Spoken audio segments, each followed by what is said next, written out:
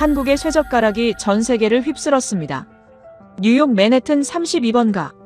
평일 점심시간인데도 한 식당 앞에 30분 대기줄이 생겼습니다. 미슐랭 맛집일까요? 아닙니다. 평범한 한 식당입니다. 그런데 손님 10명 중 9명이 미국인이에요. 더 놀라운 건 그들이 요구하는 겁니다. 쇠로 된 한국 젓가락 주세요. 직원이 당황합니다. 쇠젓가락은 무겁고 미끄러워요. 초보자는 밥 먹는데 30분 걸립니다. 그런데도 미국인들은 고집합니다. 한국 젓가락 아니면 안 먹어요. 더 이상한 건 이겁니다. 그들 대부분 젓가락질을 못해요. 반찬을 바닥에 떨어뜨리고 손가락에 쥐가 나도 포기하지 않습니다. 왜일까요? 실리콘밸리 엔지니어들이 말합니다. 두뇌 트레이닝 도구예요. 매일 이걸로 점심 먹고 있어요. 구글 본사가 직원 식당 한국 젓가락을 비치했습니다. 사용 시 뇌 활성도 47% 증가. 한국 젓가락의 비밀, 도대체 뭘까요? 지금부터 밝혀집니다. 한국 최고라고 댓글을 남겨주세요. 여러분의 구독과 좋아요는 아주 큰 힘이 됩니다.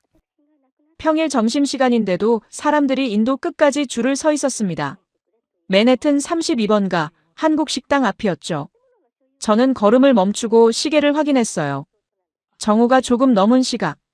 뉴욕에서 점심 대기줄이야 흔한 풍경이지만 이건 좀 달랐습니다. 줄에 선 사람들 10명 중 9명이 백인 미국인이었거든요. 아시아계가 아니었어요. 그것도 양복 입은 직장인, 운동복 차림의 대학생, 관광객으로 보이는 중년 부부까지 다양했습니다. 한국 음식이 인기 있는 건 알았지만 이 정도는 처음 봤어요. 제 이름은 마크 앤더슨입니다. 뉴욕 타임스 푸드 섹션에서 10년째 기자로 일하고 있죠. 맨해튼의 모든 핫플레이스는 다 취재해봤다고 자부했는데 이 식당은 제 레이더망에 없던 곳이었어요. 뭔가 특별한 이유가 있을 거라는 확신이 들었습니다. 저는 줄 맨 앞에 서 있던 젊은 여성에게 다가갔어요. 얼마나 기다리셨어요? 그녀가 스마트폰 화면을 보여주며 말했습니다. 30분요. 그래도 기다릴만 해요. 30분이나요? 무슨 특별한 메뉴라도 있나요? 아니요, 음식은 그냥 평범한 한식이에요. 제가 온 이유는 따로 있어요. 그녀는 가방에서 무언가를 꺼내 보여줬습니다. 금속으로 된 젓가락 2개였죠. 스테인리스 재질의 납작한 형태. 한국식 쇠젓가락이었어요. 이거 쓰려고 왔어요. 한국 쇠젓가락이요. 집에서 연습했는데 실전에서 써보고 싶어서요. 저는 고개를 갸웃했습니다. 젓가락 때문에 30분을 기다린다고요? 믿기지 않았어요. 하지만 뒤에 선 사람들에게 같은 질문을 던지자 비슷한 답변이 돌아왔습니다. 한 남학생은 말했죠. 틱톡에서 봤어요. 한국 쇠젓가락 챌린지요. 콩 집기 성공하면 진짜 뿌듯하거든요. 중년 여성은 이렇게 말했습니다. 넷플릭스에서 오징어 게임 봤잖아요. 거기 나오는 사람들이 쓰던 그 젓가락이요. 나도 써보고 싶었어요. 드디어 식당 안으로 들어갈 차례가 됐을 때였어요. 직원이 손님들을 안내하며 테이블마다 젓가락을 놓기 시작했습니다. 그런데 한 미국인 손님이 손을 들더니 큰 소리로 말했어요. 나무젓가락 말고 쇠로 된 거 주세요. 한국식으로요. 직원이 당황한 표정으로 대답했죠. 나무젓가락이 더 편하실 텐데요. 아니에요. 쇠젓가락 아니면 안 먹어요. 저는 이 장면을 보며 뭔가 이상하다는 걸 직감했습니다.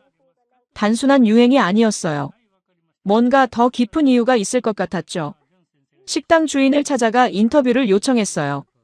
60대 정도로 보이는 한국인 여성이었습니다. 그녀는 앞치마를 두르고 나와 제 질문에 답했죠. 언제부터 이렇게 손님이 많아졌나요? 3개월 전부터요. 갑자기 미국 사람들이 쇠젓가락 달라고 하기 시작했어요. 처음엔 이상했죠. 우리도 손님 편하라고 나무젓가락 준비해뒀는데 아무도 안 쓰더라고요. 왜 그런 것 같으세요? 글쎄요. 요즘 젊은 사람들은 어려운 걸 좋아하나 봐요. 쇠젓가락이 제일 쓰기 힘든데 그걸 굳이 연습한다니까요. 그녀는 주방 쪽을 가리키며 덧붙였습니다. 저희 식당은 이제 쇠젓가락만 200개 넘게 준비해놨어요. 매일 소독하느라 힘들지만 손님들이 원하니까요. 저는 식당을 나오며 머릿속으로 정리를 시작했어요. 뉴욕 한복판에서 미국인들이 30분씩 줄 서서 기다리는 이유가 쇠젓가락 때문이라니요. 게다가 나무젓가락을 거부하면서까지 쇠젓가락을 고집한다고요? 10년간 푸드 기자로 일하면서 수많은 트렌드를 봤습니다. 컵케이크 열풍, 아보카도 토스트 유행, 비건 붐까지요. 하지만 식사 도구 자체가 목적이 된 건 처음이었어요. 사무실로 돌아가는 지하철 안에서 저는 스마트폰을 꺼내 검색을 시작했습니다. 한국 쇠젓가락. 단어를 입력하자마자 수백 개의 영상과 기사가 쏟아졌죠. 취재 본능이 발동했어요. 이건 단순한 유행이 아니었습니다. 뭔가 더 큰 이야기가 숨어 있을 거라는 확신이 들었죠. 도대체 왜 쇠젓가락일까요? 중국 음식점, 일본 음식점은 수십 년 전부터 뉴욕에 있었는데 왜 지금 한국 쇠젓가락만 이렇게 난리일까요? 저는 노트북을 열고 본격적인 조사를 시작했습니다. 사무실 책상에 앉자마자 노트북을 켰습니다. 뉴욕 타임스 본사 12층, 제 자리는 창가 쪽이었죠. 평소라면 커피 한 잔 마시며 여유롭게 시작하는데 오늘은 달랐어요. 손가락이 저절로 키보드 위로 움직였습니다. 먼저 아마존부터 확인했어요. 검색창에 한국 젓가락이라고 입력하자 놀라운 결과가 나왔습니다. 판매 순위 1위부터 20위까지 전부 한국 쇠젓가락 제품이었어요. 그것도 가격이 만만치 않았죠. 한 세트에 $30에서 $50까지. 더 놀라운 건 판매량이었습니다. 아마존 내부 자료에 접근할 수 있는 제 동료에게 부탁해서 확인한 결과 전년 대비 검색량이 340% 증가했더라고요. 작년 이맘때는 하루 평균 200건 정도였는데 지금은 하루 900건이 넘었습니다. 리뷰를 읽어보기 시작했어요. 별점 5점짜리 리뷰 중 하나가 눈에 들어왔습니다. 처음엔 불가능할 줄 알았어요. 2주 동안 매일 연습했더니 이제 콩도 집을 수 있어요. 제 뇌가 업그레이드된 기분입니다. 별점 3점짜리 리뷰도 재미있었죠. 너무 어려워요. 하지만 포기할 수 없어요. 틱톡에서 본 사람들은 다 성공했는데 나만 못하면 자존심 상하잖아요. 저는 고개를 끄덕였습니다. 어려운 걸 정복하고 싶어하는 심리. 그게 핵심이었어요. 다음은 틱톡을 확인했습니다. 해시태그 쇠젓가락을 검색하니 조회수가 8억 회를 넘었어요. 8억이요. 믿기지 않는 숫자였죠. 영상들을 하나씩 클릭해봤습니다. 첫 번째 영상은 미국 대학생이 찍은 거였어요. 기숙사방에서 쇠젓가락으로 땅콩을 집으려고 시도하는 장면이었죠. 10번 넘게 실패하더니 결국 땅콩이 바닥으로 튕겨나갔습니다. 댓글이 2만 개가 넘었어요. 나도 30번 시도했는데 아직도 못해요. 한국 애들은 5살 때부터 한다는데 우리는 20살에 못하네요. 이거 정말 불가능한 거 아니에요? 두 번째 영상은 영국 여성이 올린 거였습니다. 그녀는 쇠젓가락으로 쌀알 하나를 집는데 성공했고 성공하는 순간 소리를 지르며 기뻐했죠. 조회수가 500만 회였어요. 세 번째 영상이 핵심이었습니다. 한국계 미국인이 설명하는 영상이었거든요. 그는 3가지 젓가락을 나란히 놓고 비교했습니다. 중국 젓가락은 길고 가벼워요. 큰 접시에서 음식 집기 편하죠. 일본 젓가락은 짧고 끝이 뾰족해요. 생선 가시 빼기 좋고요. 한국 젓가락은요? 무겁고 미끄러워요. 세상에서 제일 쓰기 힘들죠. 하지만 일단 익숙해지면 가장 정확해요. 댓글창이 또 난리였습니다. 그래서 한국이 반도체 강국인 거구나. 손기술이 다르구나. 이제 이해됐어요. 저는 유튜브로 넘어갔습니다. 한국 쇠젓가락 챌린지라고 검색하니 영상이 수천 개 나왔어요. 조회수 100만 회 넘는 영상만 30개가 넘었죠. 한 유튜버는 30일 챌린지를 했더라고요. 첫날엔 콩 하나 못 집다가 30일째 되는 날엔 쌀알까지 집는데 성공했습니다. 영상 끝부분에 그가 말했어요. 이거 하면서 느꼈어요. 한국 사람들은 어릴 때부터 매일 이런 훈련을 한다는 거요. 그러니까 손기술이 좋을 수밖에 없죠. 독일 유튜버는 더 재미있었습니다. 그는 젓가락 3종류로 정밀 작업 테스트를 했어요. 작은 전자부품을 집어서 옮기는 실험이었죠. 중국 나무젓가락으로는 10개 중 6개 성공. 일본 나무젓가락으로는 10개 중 7개 성공. 한국 쇠젓가락으로는 10개 중 9개 성공. 단, 한국 쇠젓가락은 익숙해지는데 2주가 걸렸다고 했습니다. 저는 노트에 받아 적기 시작했어요. 패턴이 보이기 시작했거든요. 첫째, 사람들은 어려운 것에 도전하고 싶어 한다.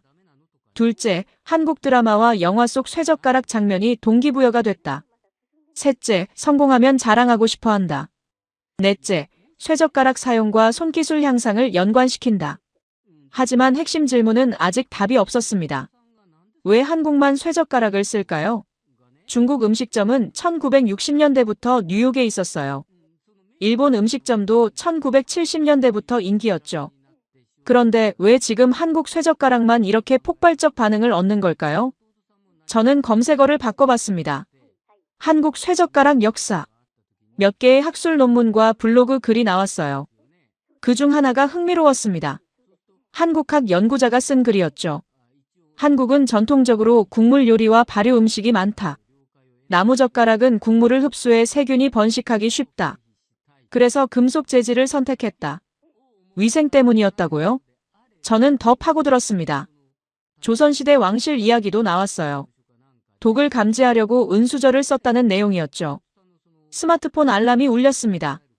저녁 7시. 벌써 4시간째 자료를 찾고 있었어요. 하지만 멈출 수 없었습니다. 이건 단순한 트렌드 기사가 아니었거든요. 문화, 역사, 과학이 다 연결된 이야기였어요. 동료 기자 제시카가 제 책상 앞을 지나가다 물었습니다. 마크, 뭐 그렇게 집중해서 봐? 한국 쇠젓가락이요. 지금 전 세계적으로 난리예요. 젓가락이 뭐가 그렇게 대단해? 저는 화면을 돌려 보여줬어요.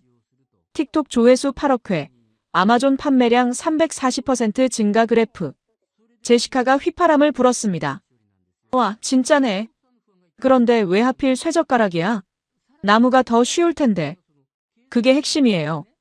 어렵기 때문에 가치가 있는 거죠.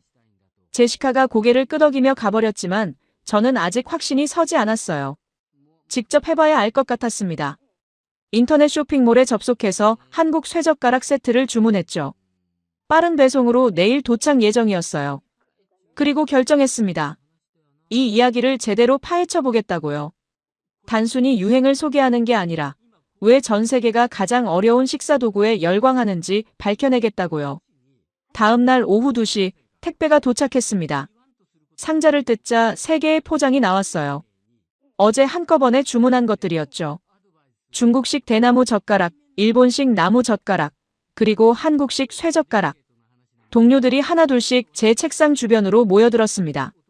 점심시간이 막 지난 후라 사무실이 한산했거든요. 제시카가 물었어요. 뭐 하려고?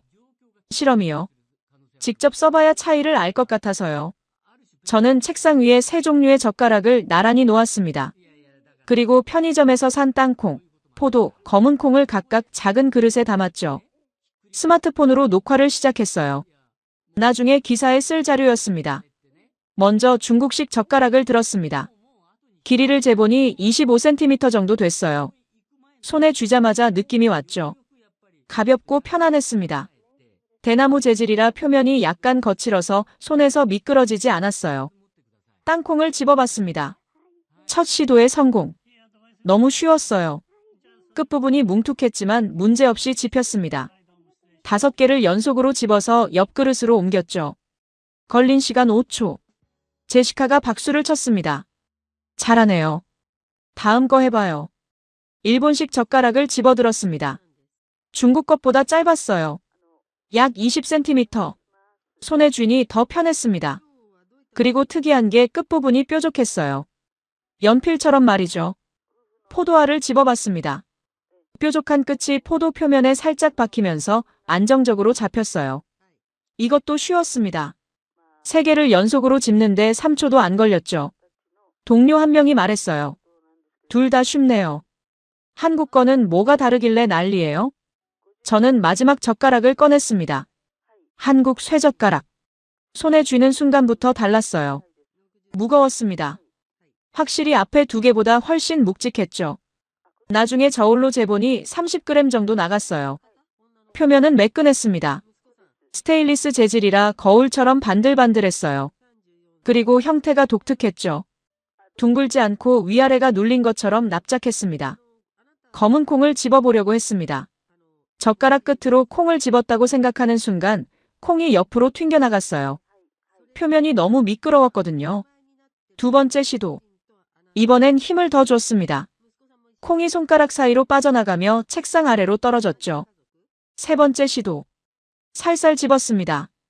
콩을 집어 올리는데 성공했어요.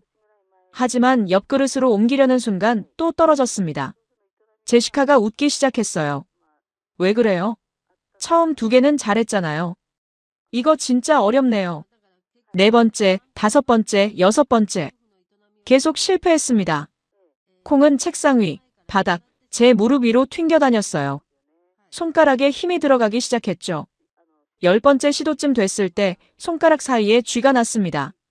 젓가락을 쥔 검지와 중지가 저리더라고요. 잠깐 쉬었다가 다시 시도했어요. 15번째 시도. 드디어 성공했습니다. 콩을 집어서 옆 그릇까지 옮기는데 성공한 거죠. 하지만 하나 옮기는데 15번이나 실패했어요. 중국 젓가락은 5초 만에 5개를 옮겼는데 말이죠. 저는 젓가락을 내려놓고 손가락을 주물렀습니다. 동료들은 조용해졌어요. 다들 표정이 진지해졌죠. 한 동료가 말했습니다. 한국 사람들은 이걸 매일 쓴다고요? 네. 어릴 때부터 하루 3번씩요. 미쳤네요. 이렇게 어려운 걸 왜 써요? 바로 그게 제가 알아내려는 거예요. 저는 노트북을 열고 방금 촬영한 영상을 확인했습니다. 제가 쇠젓가락으로 씨름하는 모습이 화면에 나왔어요. 15번 실패하고 손가락에 쥐나는 장면까지 다 찍혔죠. 그 순간 깨달았습니다. 이건 단순한 식사 도구가 아니었어요. 중국 젓가락은 편의를 위해 설계됐습니다. 길고 가벼워서 큰 접시에서 음식 집기 편하죠. 일본 젓가락은 정교함을 위해 만들어졌어요. 뾰족한 끝으로 생선 가시를 빼기 좋고요. 그런데 한국 쇠젓가락은요? 편의와는 거리가 멀었습니다.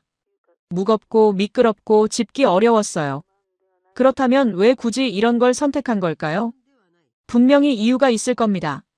수백 년 동안 한국 사람들이 불편함을 감수하면서까지 쇠젓가락을 고집한 데는 합리적인 이유가 있었을 거예요. 저는 검색을 시작했습니다. 한국 쇠젓가락 역사적 이유. 몇 개의 논문과 기사가 나왔죠. 그중 하나가 눈에 들어왔습니다. 조선시대 왕실에서는 은으로 만든 수저를 사용했다. 비소 같은 독이 닿으면 은이 검게 변하기 때문이다. 이 문화가 양반층으로 퍼지고 점차 서민들도 금속 식기를 선호하게 됐다. 독감지요? 흥미로웠습니다. 하지만 현대에는 독 걱정이 없잖아요. 그런데도 왜 계속 쇠젓가락을 쓸까요? 다른 자료를 찾았습니다. 식품학자가 쓴 글이었어요. 한국 음식은 뜨거운 찌개, 발효 음식이 많다. 나무젓가락은 국물을 흡수해 세균이 번식한다. 금속은 끓는 물로 소독이 가능하고 냄새도 배지 않는다. 위생 때문이었구나. 퍼즐이 맞춰지기 시작했어요. 하지만 아직 완전하지 않았습니다. 위생 때문이라면 둥근 쇠젓가락을 만들면 되잖아요. 왜 굳이 납작하게 만들었을까요? 그날 저녁 집에 돌아가서도 계속 생각했습니다. 쇠젓가락으로 저녁을 먹어봤어요. 파스타였는데 10번도 넘게 떨어뜨렸습니다. 포크를 쓰면 3초 만에 끝날 일을 5분 동안 씨름했죠. 하지만 포기하고 싶지 않았어요. 전 세계 수백만 명이 이 어려운 도구에 도전하고 있었거든요. 분명히 이유가 있을 겁니다. 다음 날 아침 편집장에게 제안서를 냈습니다. 한국 출장 가게 해주세요. 직접 현지에서 취재해야 할 것 같아요. 편집장이 안경 너머로 저를 봤습니다. 젓가락 때문에 한국까지 가려고요? 이건 단순한 젓가락 이야기가 아니에요. 문화, 역사, 과학이 다 연결돼 있어요. 그리고 지금 전 세계적으로 난리예요. 뉴욕타임스가 다뤄야 할 스토리입니다. 편집장이 잠시 생각하더니 고개를 끄덕였습니다. 일주일 드릴게요. 제대로 된 기사 써오세요. 저는 바로 그날 항공권을 예매했습니다. 서울행 직항편. 일주일 후 출발이었죠. 그 전까지 매일 쇠젓가락 연습을 하기로 했어요. 한국에 가서 현지인들 앞에서 너무 못하면 창피할 것 같았거든요. 인천공항에 도착한 건 이른 아침이었습니다. 14시간 비행 끝에 내린 서울은 쌀쌀했어요. 11월 초였거든요. 호텔에 짐을 풀고 바로 취재를 시작했습니다. 시간이 아까웠죠. 첫 목적지는 남대문 시장이었어요. 한국 전통 식기를 파는 가게들이 모여있다고 들었거든요. 지하철을 타고 가는 동안 주변 사람들을 관찰했습니다. 평범한 한국 직장인들이었죠. 그들의 가방에서 무언가 반짝이는 게 보였어요. 점심 도시락과 함께 챙겨온 쇠젓가락이었습니다. 시장에 도착하자 식기 가게들이 즐비했습니다. 그릇, 수저, 젓가락을 파는 가게만 수십 개였어요. 한 가게 앞에 멈춰 섰습니다. 유리창 너머로 쇠젓가락 세트가 진열돼 있었거든요. 가게 안으로 들어서자 70대쯤 되어 보이는 할머니가 앉아 계셨어요. 통역 앱을 켜려는데 할머니가 영어로 말했습니다. 뭘 찾으세요? 조금 놀랐어요. 영어를 하실 줄은 몰랐거든요. 쇠젓가락에 대해 여쭤보고 싶어서요. 저는 미국에서 온 기자입니다.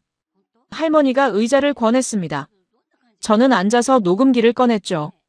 한국 가정은 대부분 쇠젓가락을 쓴다고 들었어요. 왜 그런가요? 할머니가 웃으며 대답했습니다. 나무는 더러워지잖아요. 국물 먹으면 썩고 냄새나고요. 국물이요? 네. 우리는 매일 찌개 먹어요. 김치찌개, 된장찌개, 순두부찌개. 뜨겁고 국물 많은 음식이죠. 나무젓가락으로 그런 거 먹으면 어떻게 될 것 같아요? 저는 잠시 생각했습니다. 나무가 뜨거운 국물을 흡수하겠죠. 나무 틈 사이로 국물이 스며들겠네요. 맞아요. 그리고 빨간 고춧가루 든 김치 먹으면 나무가 빨갛게 변해요. 냄새도 배고. 아무리 씻어도 안 없어져요. 몇 달 쓰면 썩기 시작하죠. 할머니는 선반에서 오래된 나무젓가락 하나를 꺼냈습니다. 틈 사이로 검은 곰팡이가 보였어요. 이거 보세요. 나무젓가락 1년 쓰면 이렇게 돼요. 우리 입으로 들어가는 거예요. 더러운 거 먹고 싶어요? 아니요. 그래서 쇠 쓰는 거예요. 끓는 물에 넣으면 깨끗해져요. 냄새도 안 배고 색도 안 변하고. 우리 할머니, 그 할머니, 또 그 할머니 때부터 그래왔어요. 할머니는 새 쇠젓가락 세트를 꺼내 보여줬습니다. 반들반들 빛나는 스테인리스 재질이었죠. 이거는 50년 써도 끄떡없어요. 아들한테 물려줘도 돼요. 중국이나 일본은 나무젓가락 쓰는데요. 그 나라는 우리랑 음식이 달라요. 중국은 기름진 볶음 요리 많죠. 나무가 기름 흡수해서 미끄럽지 않게 해요. 일본은 생선 많이 먹어요. 뾰족한 나무젓가락으로 가시 빼기 좋고요. 우리는 국물이에요. 뜨겁고 얼큰한 국물. 나무는 안 맞아요. 이해가 되기 시작했습니다. 각 나라의 음식 문화에 맞춰 젓가락도 진화한 거였어요. 그런데 궁금한 게 있어요. 왕실에서 은수저를 썼다는 이야기를 들었는데요. 할머니가 고개를 끄덕였습니다. 맞아요. 옛날 왕은 암살당할까봐 걱정했어요. 음식에 독 타면 은수저가 검게 변한다고 해서 은으로 만들었죠. 양반들도 따라했고요. 그게 내려와서 일반 사람들도 금속 좋아하게 된 거예요.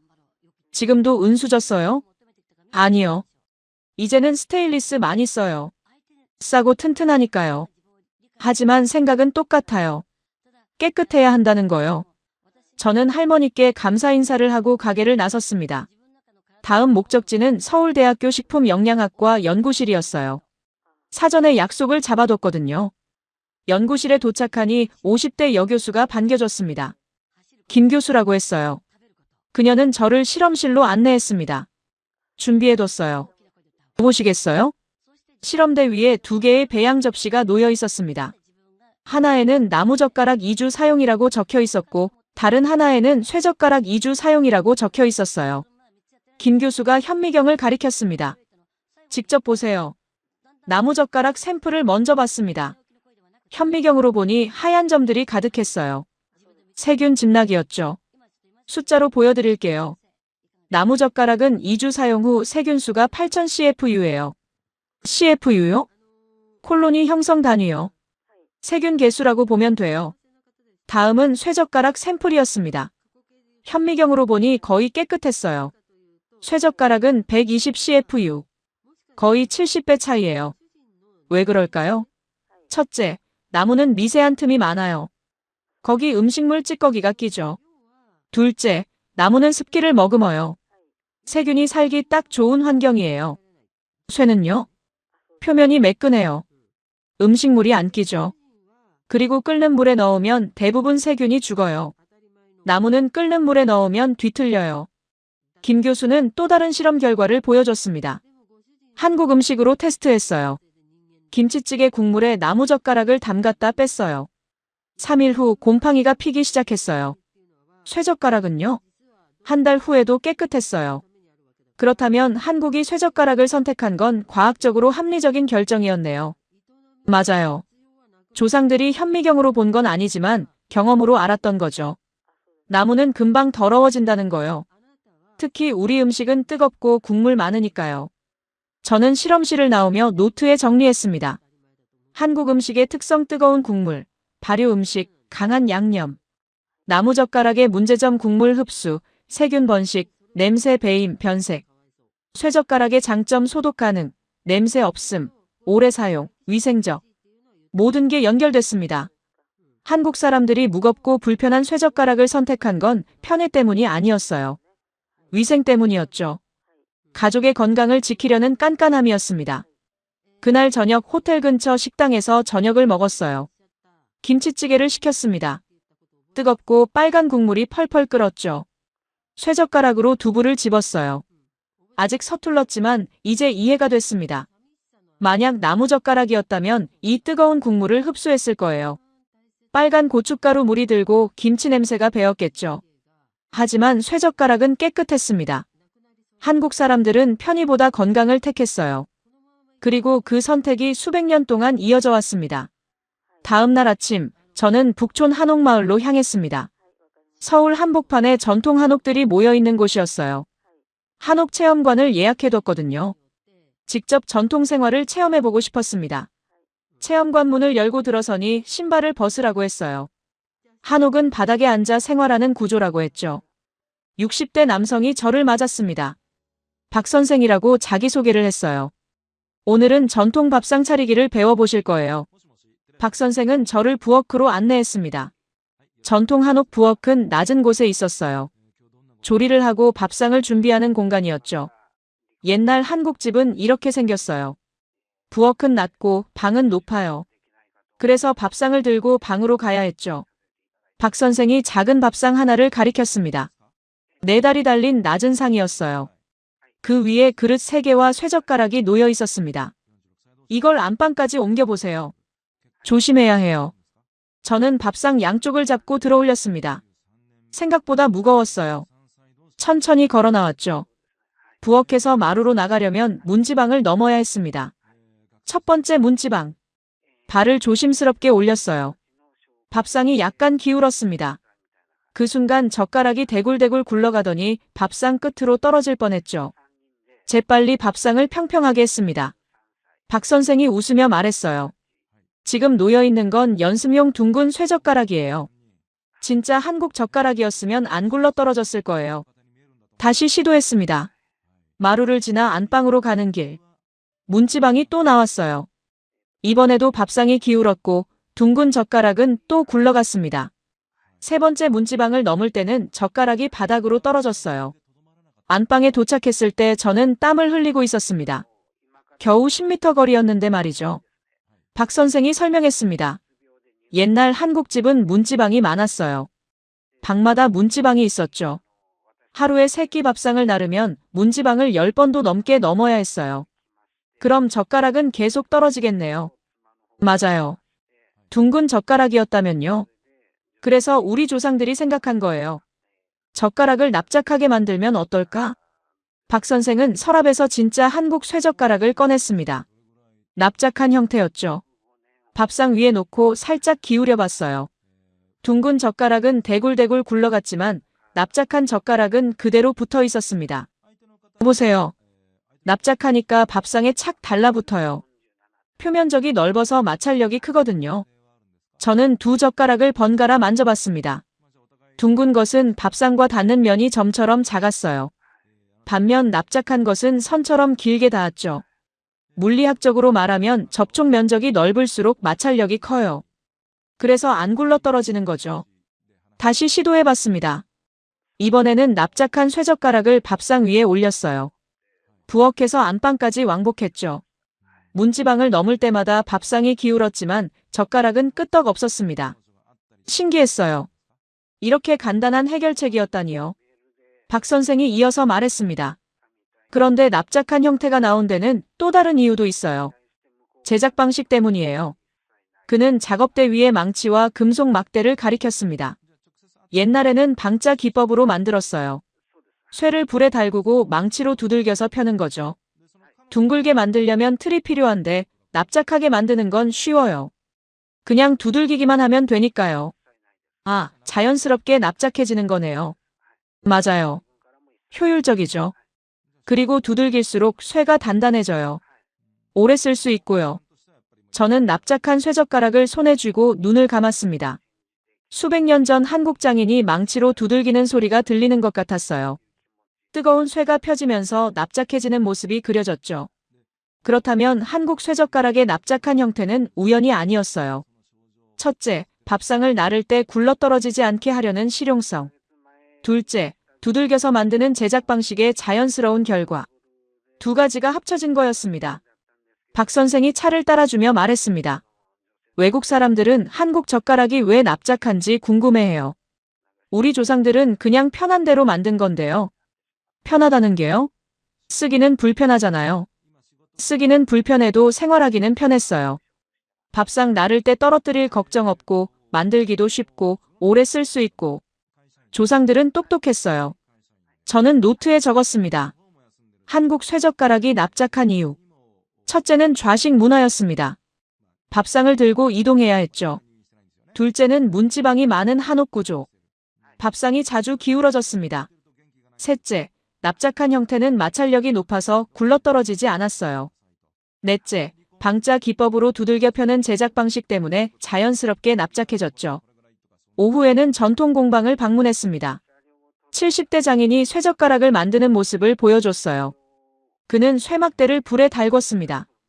빨갛게 달아오르자 모루 위에 올려놓고 망치로 두들기기 시작했죠. 땅땅땅. 규칙적인 소리가 울렸습니다. 쇠막대가 조금씩 펴졌어요. 둥근 막대가 점점 납작해졌죠. 장인은 식히고 다시 달구고 두들기는 작업을 반복했습니다. 1시간 후, 2개의 납작한 쇠젓가락이 완성됐습니다. 장인이 말했어요. 50년 넘게 이 일했어요. 기계로 만드는 것도 있지만 손으로 두들긴 게 더 튼튼해요. 왜요? 망치로 때리면 쇠 조직이 치밀해져요. 더 단단해지죠. 아들, 손자까지 물려줄 수 있어요. 저는 방금 만들어진 젓가락을 만져봤습니다. 따뜻했어요. 표면은 매끄러웠지만 손에 쥐니 묵직했죠. 30g. 나무 젓가락의 3배 무게였습니다. 그 순간 모든 게 연결됐습니다. 한국 사람들이 선택한 건 쉬운 길이 아니었어요. 위생을 위해 무거운 쇠를 택했고 실용성을 위해 납작한 형태를 만들었죠. 불편함을 감수하면서까지요. 하지만 그 불편함이 뭔가를 만들어낸 건 아닐까요? 무겁고 미끄러운 젓가락을 매일 쓰면서 한국 사람들의 손은 어떻게 변했을까요? 다음 질문이 생겼습니다. 이 어려운 도구가 사람들에게 어떤 영향을 미쳤을까요? 서울대학교 관악 캠퍼스는 넓었습니다. 택시에서 내려 한참을 걸어야 뇌과학 연구소가 나왔어요. 현대적인 건물이었죠. 유리로 된 외벽이 햇빛을 반사하고 있었습니다. 약속 시간보다 10분 일찍 도착했어요. 로비에서 기다리는 동안 벽에 걸린 연구 포스터들을 봤습니다. 손가락 운동과 뇌 발달의 상관관계, 젓가락 사용이 아동 두뇌에 미치는 영향.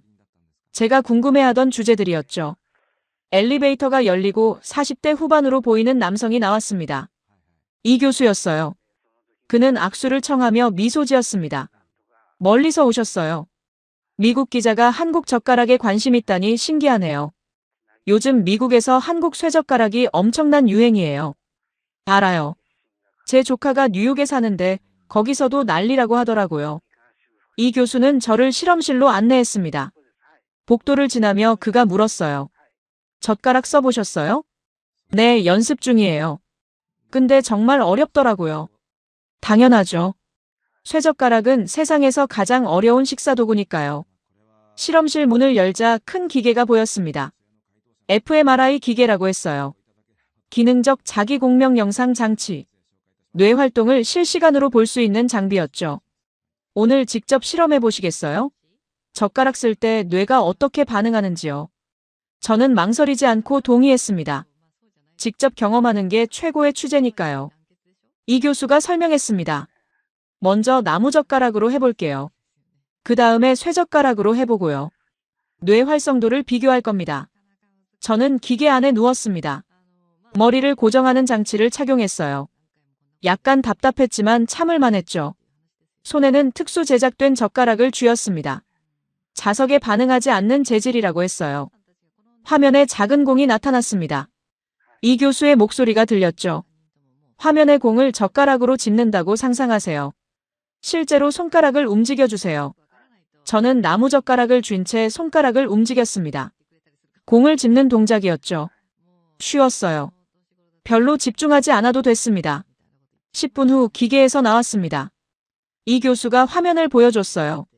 보세요. 뇌의 운동 영역이 활성화됐어요. 여기 빨간 부분이요. 하지만 범위가 좁죠. 화면에는 뇌 단면도가 나왔습니다. 윗부분 일부만 빨갛게 표시돼 있었어요. 이제 쇠젓가락으로 해볼게요. 다시 기계 안에 들어갔습니다. 이번에는 쇠젓가락을 쥐었어요. 무게감이 느껴졌죠. 화면에 같은 공이 나타났습니다. 같은 동작을 해주세요. 손가락을 움직였습니다. 하지만 이번엔 달랐어요. 훨씬 더 집중해야 했거든요. 쇠젓가락은 무겁고 미끄러웠죠. 공을 정확히 집으려면 손가락의 힘을 계속 조절해야 했습니다. 너무 세게 쥐면 공이 튕겨나갈 것 같았고 너무 약하게 쥐면 떨어질 것 같았어요. 밀리초 단위로 압력을 바꿔야 했죠. 10분이 지날 때쯤 이마에 땀이 났습니다. 기계에서 나오자 이 교수가 흥분한 표정으로 화면을 가리켰습니다. 맞죠? 엄청난 차이예요. 두 번째 뇌 스캔 이미지는 놀라웠습니다. 빨간 부분이 훨씬 넓었어요. 운동 영역뿐 아니라 전두엽, 손에까지 활성화됐더라고요. 이 교수가 설명했습니다. 나무젓가락 쓸 때는 운동 피질 일부만 작동했어요. 하지만 쇠젓가락은 달라요. 운동 피질 전체가 활성화됐죠. 거기다 전두엽도 켜졌어요. 전두엽은 계획하고 조절하는 부분이에요. 그리고 손에도요. 손에는 정밀한 움직임을 담당하죠. 차이가 얼마나 되나요? 수치로 보면 47% 더 높아요. 거의 1.5배죠. 같은 동작인데 뇌 사용량이 이렇게 차이 나는 건 드문 일이에요. 저는 놀랐습니다. 단순히 젓가락 재질만 바꿨을 뿐인데 말이죠. 이 교수는 컴퓨터로 다른 자료를 보여줬습니다. 더 재미있는 게 있어요. 우리가 한국 아이들 손가락 발달 속도를 조사했거든요. 결과가 흥미로워요. 그래프가 화면에 떴습니다. 여러 나라 아동들의 미세근육 발달 곡선이었어요. 한국 아동들은 평균적으로 다른 나라보다 18개월 빠르게 손가락 미세근육이 발달해요. 특히 엄지와 검지 사이의 협응 능력이 뛰어나죠. 18개월이요? 그게 쇠젓가락 때문인가요? 완전히 그렇다고 단정할 수는 없어요. 하지만 상관관계는 명확해요. 한국 아이들은 보통 서너 살 때부터 쇠젓가락 연습을 시작해요. 매일 3끼 식사마다요. 이 교수는 젓가락 사용에 필요한 근육을 설명했습니다. 쇠젓가락 쓸 때 손가락 관절이 몇 개 움직이는지 아세요? 30개예요. 미세근육은 60개 넘게 동원되고요. 그리고 이 모든 걸 뇌가 밀리초 단위로 조절해야 해요. 마치 악기 연주하는 것 같네요. 비슷해요. 피아노 치는 것과 비슷한 수준의 정밀도가 필요하죠. 근데 한국 아이들은 밥 먹을 때마다 이걸 해요. 하루 3번, 1년이면 1000번 넘게, 20년이면 2만 번 넘게요. 저는 계산기를 꺼냈습니다. 하루 3번 곱하기 365일 곱하기 20년. 결과는 21,900번이었습니다. 2만 번 넘게 뇌 훈련을 하는 거네요. 맞아요. 의도하지 않은 훈련이죠. 한국 부모들은 아이 두뇌 발달시키려고 쇠젓가락 주는 게 아니에요. 그냥 밥 먹으라고 주는 건데 결과적으로 매일 고강도 뇌 훈련이 되는 거예요. 이 교수는 또 다른 연구 결과를 보여줬습니다. 국제학업 성취도 평가 점수하고도 연관성이 있어요. 특히 수학이랑 과학 점수요. 손가락 정밀도가 높은 나라일수록 점수가 높은 경향이 있거든요. 그렇다면 한국 학생들이 수학 잘하는 것도 단순히 공부 많이 해서만은 아니에요. 물론 교육열도 높지만 어릴 때부터 매일 손가락 쓰면서 뇌를 훈련한 효과도 있어요. 저는 깊이 생각에 잠겼습니다. 한국 사람들이 쇠젓가락을 선택한 건 위생 때문이었어요. 불편해도 깨끗한 걸 택했죠. 그런데 그 선택이 예상치 못한 결과를 만들어낸 겁니다. 매일 뇌를 훈련하게 된 거예요. 이 교수가 덧붙였습니다.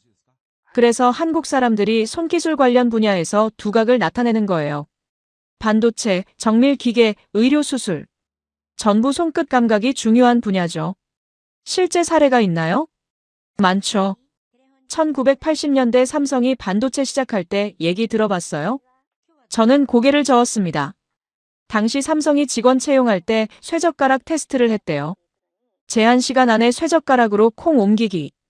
통과한 사람들이 반도체 조립 라인에서 일했죠. 와이어 본딩이라고 머리카락보다 얇은 금선을 연결하는 작업이에요. 한국 작업자들의 불량률이 일본이나 미국보다 훨씬 낮았대요. 그게 쇠젓가락 덕분이었군요. 어릴 때부터 매일 미끄러운 쇠로 콩 집던 그 감각이 그대로 나온 거죠. 저는 노트에 빠르게 적었습니다. 한국 쇠젓가락에 의도하지 않은 효과. 위생을 위한 선택이 두뇌 훈련 도구가 됐고 그게 국가 경쟁력으로 이어졌습니다.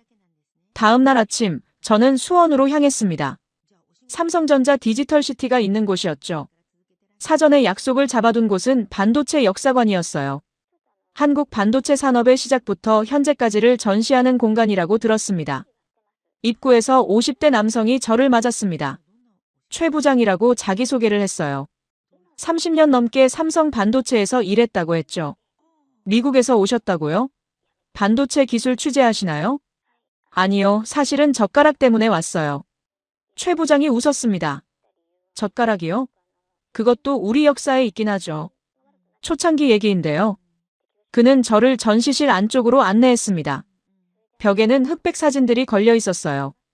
1980년대 공장 모습이었죠. 하얀 방진복을 입은 여성 작업자들이 현미경 앞에 앉아 일하는 장면이었습니다. 최 부장이 사진을 가리키며 말했습니다. 1983년이에요. 삼성이 처음 반도체 만들기 시작했을 때죠. 당시에는 다들 불가능하다고 했어요. 한국이 무슨 반도체를 만드냐고요. 어떻게 시작했나요? 일본이랑 미국에서 기술 배워왔죠. 근데 문제가 있었어요. 가르쳐주는 건 기계 돌리는 법뿐이었거든요. 정말 중요한 건 손기술이었어요. 손기술이요? 네. 와이어 본딩이라고 들어보셨어요? 고개를 저었습니다. 최 부장은 다른 사진을 보여줬어요. 확대된 반도체 칩 내부 사진이었죠. 머리카락보다 훨씬 가느다란 금색 선들이 회로를 연결하고 있었습니다. 이 금선이 회로를 연결해요. 굵기가 머리카락의 10분의 1도 안 돼요. 이걸 사람 손으로 연결하는 거예요. 지금도요? 지금은 기계가 하죠. 근데 1980년대에는 사람이 했어요. 현미경 들여다보면서 금선을 하나하나 붙이는 거예요. 조금만 삐뚤어지거나 힘 조절 잘못하면 불량품이 나와요. 그럼 숙련된 사람이 필요했겠네요. 맞아요. 근데 우리한테는 숙련공이 없었죠. 그래서 채용할 때 특별한 테스트를 했어요. 최 부장은 서랍에서 낡은 사진 한 장을 꺼냈습니다. 젊은 여성들이 책상 앞에 앉아 있고 앞에는 작은 그릇과 쇠젓가락이 놓여 있었어요. 이게 채용 시험이었어요. 제한 시간 안에 쇠젓가락으로 콩을 옆 그릇으로 옮기기. 몇 개 옮기느냐가 점수였죠. 정말이에요? 네. 처음엔 다들 이상하게 생각했대요. 반도체 회사에서 웬 젓가락 테스트냐고요. 근데 인사팀에서는 확신이 있었어요. 쇠젓가락 잘 쓰는 사람은 손기술이 좋다고요. 결과는 어땠나요? 대박이었죠. 채용된 직원들이 와이어 본딩 배우는 속도가 엄청 빨랐대요. 일본이나 미국 엔지니어들도 놀랐다고 해요.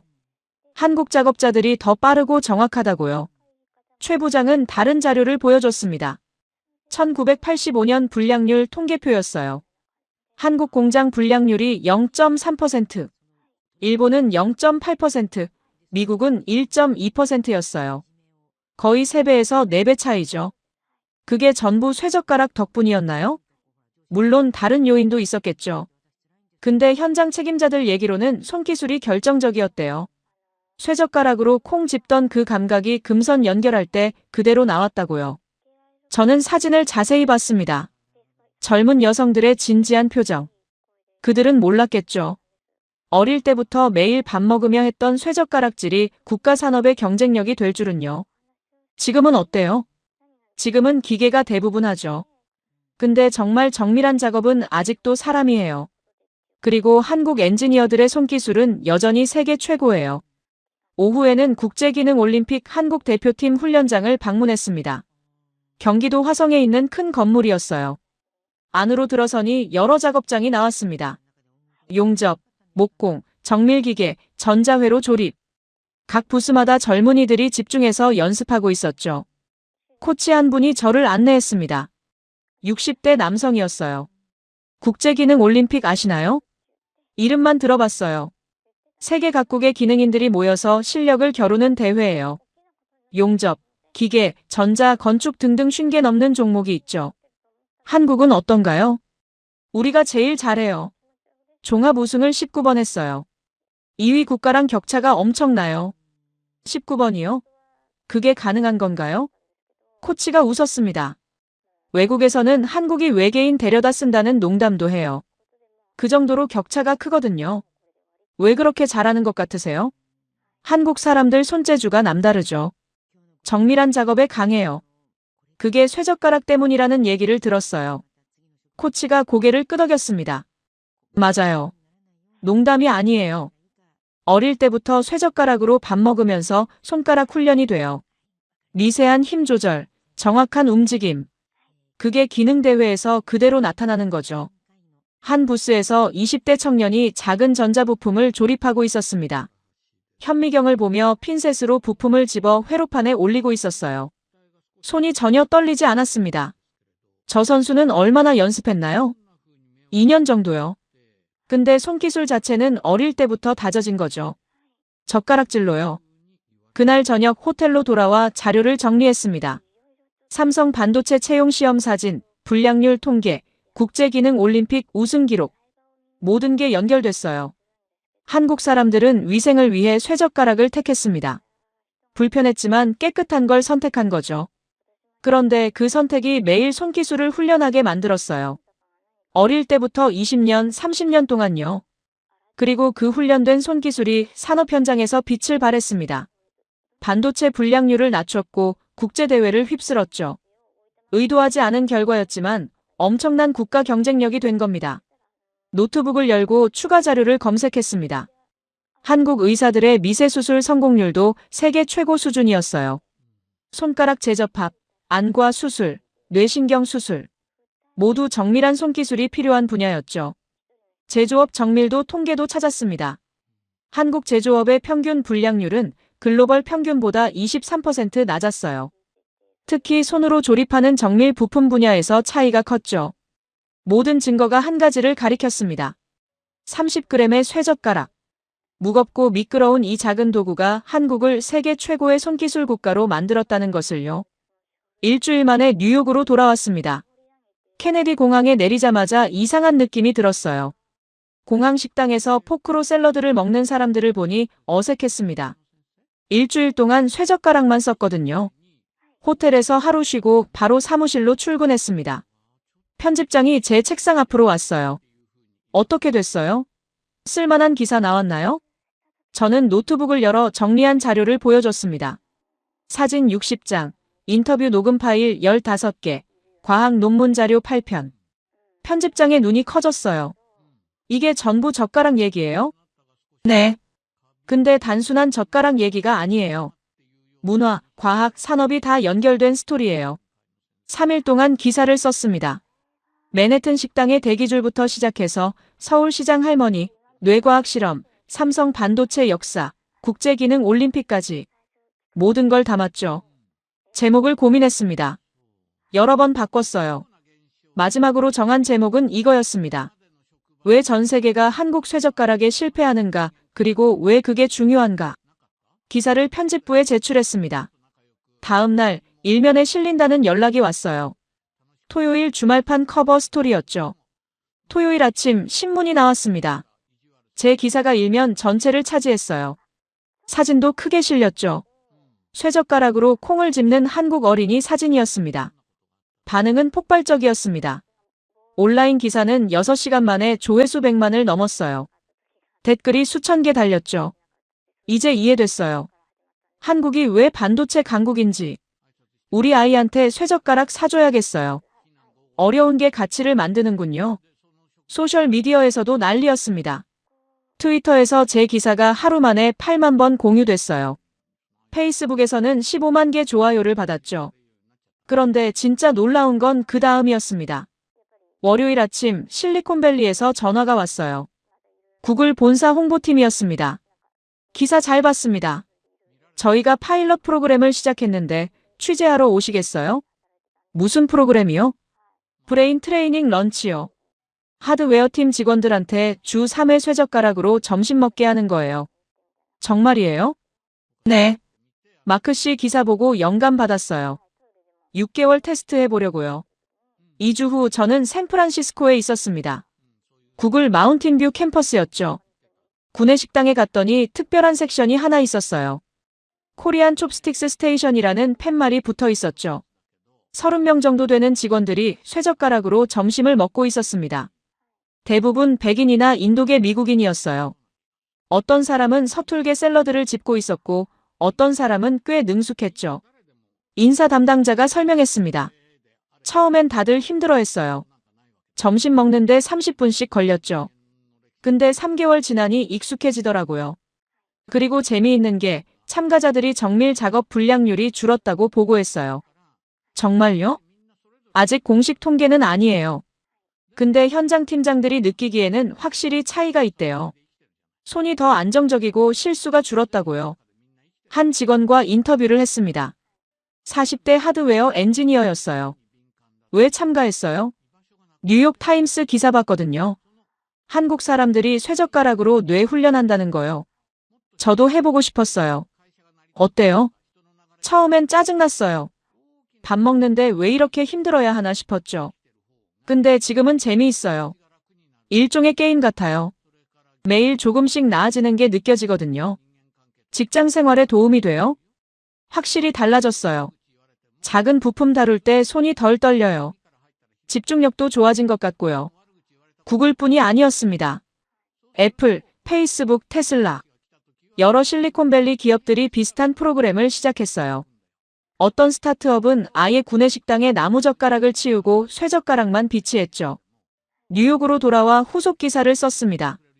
제목은 실리콘밸리가 한국에서 배우는 것. 이 기사도 큰 반응을 얻었어요. 그해 연말 아마존 연례 보고서가 나왔습니다. 한국 쇠젓가락 판매량이 전년 대비 580% 증가했대요. 이제 단순한 유행이 아니었습니다. 문화 현상이 된 거죠. 유럽에서도 변화가 일어났습니다. 런던, 파리, 베를린의 한식당들이 쇠젓가락 요청이 3배 늘었다고 보고했어요. 어떤 식당은 나무젓가락을 아예 없애버렸죠. 교육계도 관심을 보였습니다.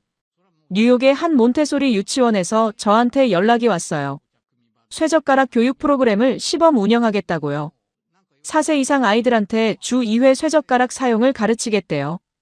6개월 후 그 유치원을 방문했습니다. 20명 아이들이 작은 테이블에 앉아 있었어요. 앞에는 쇠젓가락과 작은 간식이 놓여 있었죠. 선생님이 시범을 보였습니다. 아이들이 따라했어요. 처음엔 다들 서툴렀죠. 젓가락을 떨어뜨리고 음식을 흘리고 좌절했습니다. 하지만 포기하지 않았어요. 한 아이가 마침내 포도알을 집는데 성공했습니다. 환호성이 터졌죠. 다른 아이들도 박수를 쳤어요. 선생님이 말했습니다. 아이들이 집중력이 좋아졌어요. 그리고 포기하지 않는 걸 배우고 있어요. 1년 후, 제 기사는 여러 상을 받았습니다. 미국 신문협회에서 주는 특집 기사상이었어요. 시상식에서 제가 말했습니다. 저는 단순히 젓가락 기사를 쓴 게 아니에요. 문화가 어떻게 사람을 만들고 사람이 어떻게 국가를 만드는지에 대한 이야기를 쓴 거예요. 지금도 저는 매일 쇠젓가락으로 점심을 먹습니다. 사무실 책상 서랍에 제 젓가락을 보관해요. 1년 전에는 콩 하나 집는데 15번 실패했지만 지금은 쌀알도 집을 수 있어요. 동료들도 하나둘씩 따라하기 시작했습니다. 사무실 냉장고 옆에 쇠젓가락 세트가 10개나 생겼죠. 점심시간이면 책상에서 쇠젓가락 부딪히는 소리가 들려요. 제시카가 어느 날 물었습니다. 마크, 이거 한지 얼마나 됐어요? 1년 좀 넘었어요. 손기술 좋아졌어요? 저는 웃으며 대답했습니다. 글쎄요. 근데 확실한 건 이제 포크가 너무 쉽게 느껴져요. K-팝이 음악을 바꿨고 K-드라마가 스토리텔링을 바꿨습니다. 이제 K-숍스틱스가 우리의 뇌를 바꾸고 있어요. 가장 어려운 식사 도구가 가장 똑똑한 사람들을 만들었고 그 비밀을 세계가 배우기 시작했습니다. 30g의 쇠젓가락. 무겁고 미끄럽고 불편한 이 작은 도구. 하지만 이것이 한국을 세계 최고의 손기술 국가로 만들었고 이제 전 세계가 그 지혜를 따라하고 있습니다.